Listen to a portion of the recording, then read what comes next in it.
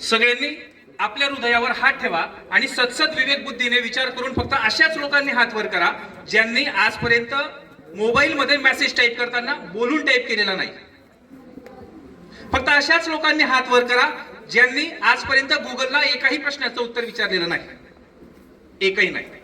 याचा अर्थ सभा मंडपात अशी एकही व्यक्ती नाही की ज्यांनी आजपर्यंत कृत्रिम बुद्धिमत्तेचा वापर एकदाही केलेला नाही. एव्हा ना माझा विषय तुमच्या लक्षात आला असेलच. नमस्कार, मी पंकज प्रतापराव शिंदे, प्रताप विद्या मंदिर चोपडा, जिल्हा जळगाव, आपल्या समोर प्रस्तावाच्या बाजूने बोलण्यासाठी उभा आहे. कृत्रिम बुद्धिमत्तेचा वापर करणं हे योग्यच आहे. आज 21व्या शतकात जागतिक महासत्ता होऊ पाहणाऱ्या आपल्या भारतासारख्या विकसनशील देशात कृत्रिम बुद्धिमत्तेचा वापर करणं योग्य की अयोग्य या विषयावर चर्चा करणाऱ्या आपल्या साऱ्यांची अवस्था जणू महाभारतातल्या अर्जुनासारखी झालेली आहे. रणांगणावर माझ्याच माणसांच्या विरुद्ध मी युद्ध करावं का, हे युद्ध करणं योग्य आहे का, असा प्रश्न ज्यावेळेस त्यांनी विचारला त्यावेळेस भगवंत श्रीकृष्णांनी त्यांना उत्तर दिलेलं होतं, या युद्धातून जर विजय सत्याचा होणार असेल, धर्माचा होणार असेल तर हो, हे युद्ध करणं योग्य आहे. आज तुमच्या माझ्यातल्या अर्जुनानं जर कृत्रिम बुद्धिमत्तेचा उपयोग करणं योग्य आहे का हा प्रश्न विचारला तर कदाचित आजच्या आधुनिक श्रीकृष्ण आपल्याला म्हणतील, हो, जागतिक स्पर्धेत जर तुमच्या देशाला टिकून राहायचं असेल तर कृत्रिम बुद्धिमत्तेचा वापर करणे योग्यच आहे.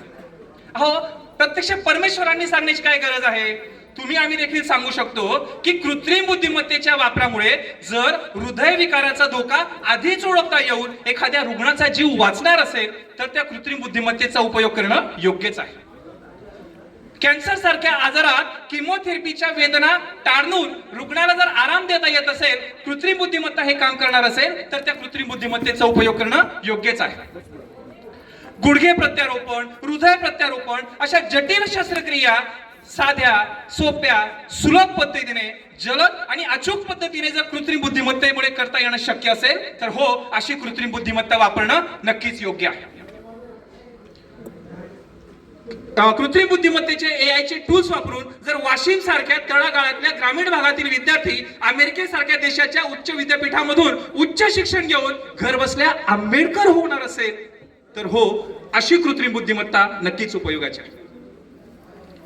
कोरोना काळात तळागाळातल्या गरिबाच्या सर्व ताळामळाच्या विद्यार्थ्यांपर्यंत शिक्षणाची गंगोत्री कशामुळे व्हावी, या कृत्रिम बुद्धीमुळेच व्हावी.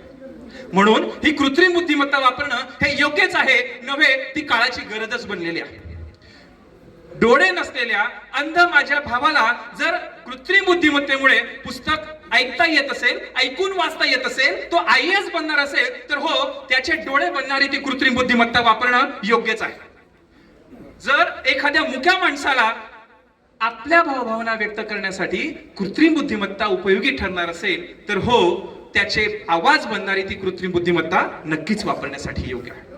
जर अंध, अपंग, हातपाय नसलेल्या माझ्या दिव्यांग बंधूंचं जीवन या कृत्रिम बुद्धिमत्तेच्या वापराने सुकर आणि सुलभ होणार असेल तर नक्कीच अशी कृत्रिम बुद्धिमत्ता वापरणं योग्यच आहे, नव्हे ती काळाचीच गरज बनलेली आहे, एवढं ते त्रिकालाबाधित सत्य आहे. शेतात राबणाऱ्या माझ्या कष्टकरी, कास्तकरी, शेतकरी बळीराजाला जर कृत्रिम बुद्धिमत्तेचा वापर करून हवामानाचा अंदाज आधीच मिळाला असेल आणि त्याचं उद्याचं होणारं भविष्याचं नुकसान टाळता येणार असेल तर ती कृत्रिम बुद्धिमत्ता नक्कीच उपयोगाची आहे. शेतात बैलाप्रमाणे राबणारा माझा कर्जबाजारी बळीराजा जर कृत्रिम बुद्धिमत्तेचा उपयोग करून जैव तंत्रज्ञान शिकून, कृषी तंत्रज्ञान शिकून आधुनिक शेती करू शकणार असेल तर हो, अशी कृत्रिम बुद्धिमत्ता नक्कीच उपयोगाची आहे. पूर, भूकंप अशा कित्येक नैसर्गिक आपत्तींमध्ये जर पूर्व सूचना दिल्यामुळे या कृत्रिम बुद्धिमत्तेतून अनेकांचे जीव वाचू शकणार असेल, हजारोंचे जीव वाचवणारी ही कृत्रिम बुद्धिमत्ता नक्कीच वापरण्यासाठी योग्य आहे. ही कृत्रिम बुद्धिमत्ता जर मानवी कल्याणासाठी वापरली जात असेल तर होय, नक्कीच ही कृत्रिम बुद्धिमत्ता वापरण्यासाठी योग्य आहे आणि योग्यच आहे. फक्त ती वापरणाऱ्याच्या डोक्यात विवेक, हृदयात माणुसकी आणि हातामध्ये सर्जनशील नैतिकता असली पाहिजे. नाहीतर चाकूचं उदाहरण, चिमणीचं उदाहरण, अग्नीचे उदाहरण तर बऱ्याच वेळा दिली गेली. धोका कुठे नाहीये. इंटरनेटचा शोध लागला त्यातही धोका होता. डीप फेक सारख्या काही गोष्टींची मर्यादा घालून कृत्रिम बुद्धिमत्तेला बदनाम केलं जातं. इंटरनेटचा शोध लागला त्यावेळेस काय कमी धोका होता.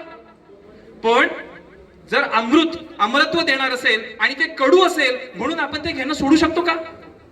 ही कृत्रिम बुद्धिमत्ता इतकी गरजेची बनलेली आहे की येणाऱ्या काळामध्ये भारताला जर खरंच आर्थिक महासत्ता व्हायचं असेल तर कृत्रिम बुद्धिमत्तेचा वापर करणं योग्यच आहे आणि योग्यच आहे.